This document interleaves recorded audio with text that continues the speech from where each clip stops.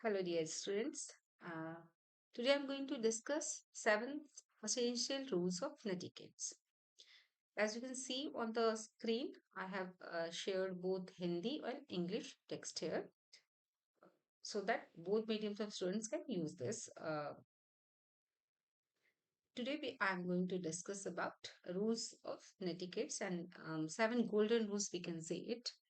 तो आप जो डिजिटल प्लेटफॉर्म पे जो हम लोग इंटेंस सोशलाइजेशन हम लोग देखते हैं आजकल, तो ये जो इंटरपर्सनल कम्युनिकेशन है, ये एक different internet based relationship network में परिवर्तित हो रहा है और इसके लिए the rules called netiquettes in the simple definition are regulations जो नियम है थोड़े से नियम जो इंटरनेट के माध्यम से स्थापित सामाजिक संबंधों को सुंदर और संरक्षित करते हैं।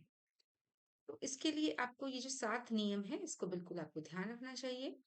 जब आप when you use email, instant messengers, video calls और discussion boards to communicate with others online, कई प्रकार के आप सोशल मीडिया एप्स यूज करते हैं, स्नैपचैट, डिस्कॉर्ड, फेसबुक, इंस्टाग्राम, तो उन सब पर ये जो रूल्स हैं और खासकर ये प्रोफेशनल ऑनलाइन कम्युनिकेशंस के लिए लागू होता है कि जब आप प्रोफेशनली ऑनलाइन कम्युनिकेट कर रहे हैं तो ये रूल्स का फॉलो अप जरूर करें। ये जो हेल्प करेंगे आपको रूल्स, ताकि आप अपने जो इंस्ट्रक्टर हैं, क्लासमेट, पोटेंशियल एम्प्लॉयर्स, इन सब के साथ आप अच्छा एक संबंध स्थापित कर सकें और इफेक्टिवली उनको आप इम्प्रेस कर सकें और प्रिवेंट कर सके मिसअंडरस्टैंडिंग्स को। तो गोल्डन रूल्स क्या है? सबसे पहले तो आपको ये बिल्कुल ध्यान रखना है कि even though you may be interacting with computer screen, but you have to remember कि आप जिससे भी बात कर रहे हैं, एक कंप्यूटर के स्क्रीन के सामने एक रियल पर्सन बैठा है। तो you have to think that they will react to your messages. तो मेक अ गुड इम्प्रेशन, क्योंकि प्रोफेशनली अगर आप कर रहे हैं तो you have to make a good impression. Treat others with the same respect that you would like to receive and avoid confrontational और offensive language. तो आप ऐसी असम्मानजनक भाषा या आक्रामकता का इस्तेमाल ना करें, उससे बचना चाहिए हमें। और जो प्रोफेशनल मैसेजेस हैं, जो हमारे फॉरवर्ड मैसेजेस हैं, उसमें मीनिंग्स को क्रिएट करने के लिए कभी कभी हम कुछ इमोशनल स्माइली फेसेस वगैरह का इस्तेमाल कर सकते हैं, लेकिन जब हम ऐसे प्रोफेशनल कम्युनिकेशंस कर रहे हैं और फॉर्मल कम्युनिकेशन खासकर आप एकेडमिक सर्कल में कर रहे हैं तो डोंट यूज इमोकॉल्स, जो इमोजीज जिसे भी हम कहते हैं उसे उसका इस्तेमाल ना करें आप।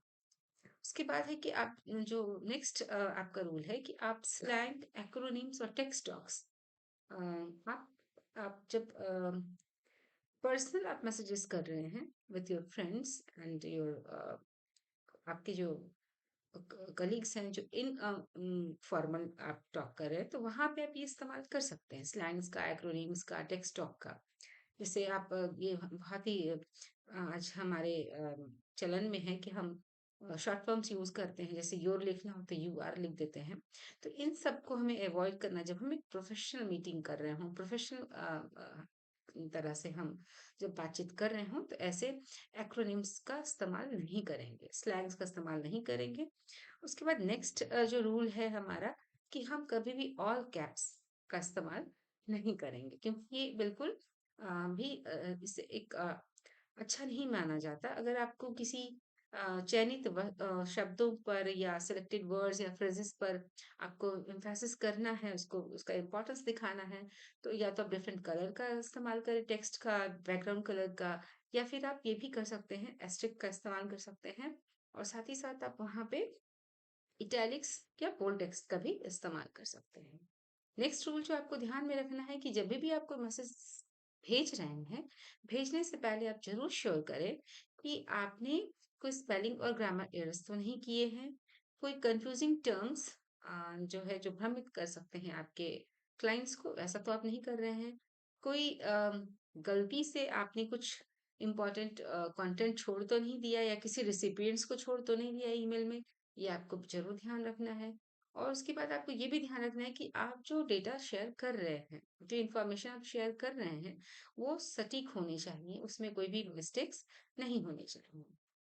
उसके बाद नेक्स्ट ये जो है, exercise good judgement with sharing information with others online.